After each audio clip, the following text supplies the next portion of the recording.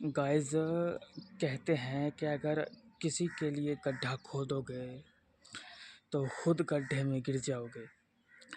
Same हाल भाई साहब कल मेरे साथ हुआ। कल मैं बारात में गया।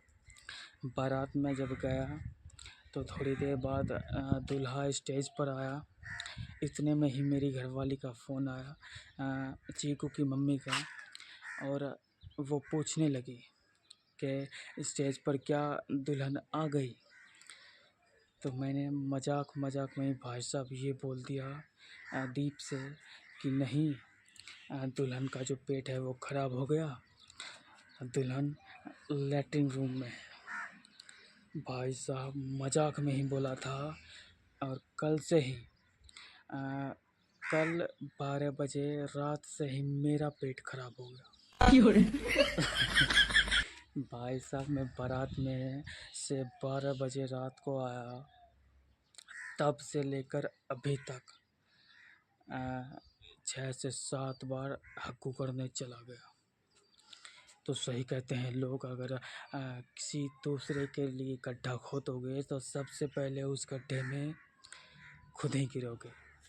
भाई साहब कल से बहुत बुरा हालत है, जाते जाते पेट बहुत बुरी तरह से ख़राब है। अभी 2:40 का टाइम हो रहा है। भाई साहब सुबह से कुछ नहीं खाया, और खाऊंगा कहाँ से, भूख लग ही नहीं रही है। मुझे लगता है बारात का जो खाना खाया था कल रात, वो खाना पचा नहीं है,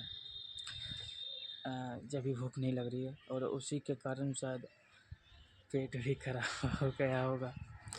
पर मुझे लगा कि ये गड्ढे वाली बात जो बोला मैंने आपसे कि अगर दूसरों के लिए गड्ढा खोदोगे तो सबसे पहले उस गड्ढे में खुद ही गिरोगे, ऐसा लगा मुझे, तो मैंने आपसे शेयर किया। बाकी मैं अभी अपने बहन के ससुराल में ही हूँ।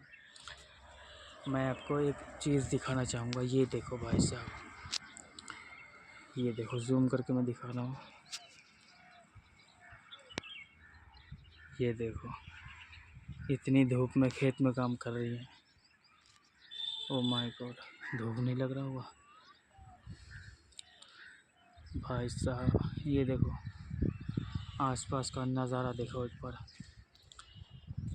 आसपास का नज़ारा देखो एक बार। भाई साहब कितनी शांति है यार। शहरों के मुकाबले गांव में बहुत ज़्यादा शांति होती है। कमेंट करके बताओ, आपको ज़्यादा गांव पसंद है